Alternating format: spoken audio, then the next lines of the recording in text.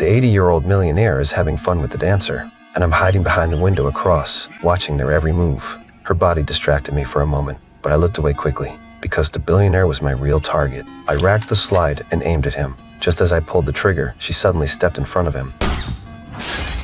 The bullet hit her. I killed the wrong person. I racked the slide and tried to aim again, but the billionaire's bodyguard pulled the curtain shut. I knew I had missed my chance. I had to get out right away. 2 shots were enough for police to track me. I broke the gun into parts and shoved them in my bag. I picked up the shells from the floor. I cleaned the scene as best I could. To hide my face, I put on a helmet and walked down the stairs. I escaped the building before the police arrived, but escape didn't mean safety. I scattered the tools and threw them away. I abandoned the motorcycle too. I threw the helmet into the sea.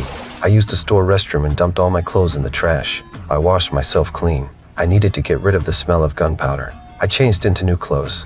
I acted like a tourist and went to the airport. Before I could buy a ticket, police questioned people at the counter. The city was clearly on lockdown. My mind raced for a plan. A police dog looked straight at me. Even after cleaning, I feared it would smell me. I went to the restroom and washed again. I told myself to calm down and think. Then my handler called. He insisted I finish the job. As a killer, I knew the mission was impossible now. I refused him and cut contact. Luckily, the police did not know my identity yet. I bought a ticket and boarded the plane. A man with sunglasses stared at me the whole flight. 10 years of killing told me he was not just another passenger. He most likely had my face on his list. Probably my employer wanted me dead after the failed job.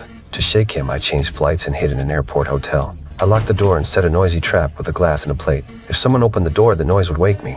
I slept on the sofa with a knife in my hand. When morning came, the tail was gone. After switching flights a few times, I went back to the house in the countryside where my wife was. I tried to swipe the gate card and found unfamiliar footprints and many cigarette butts. Someone had been here. I grabbed a loaded pistol from the car and crept around the back. The house was silent, yet my wife's favorite music still played, but her presence was nowhere to be found. I found signs of a fight and blood on the floor.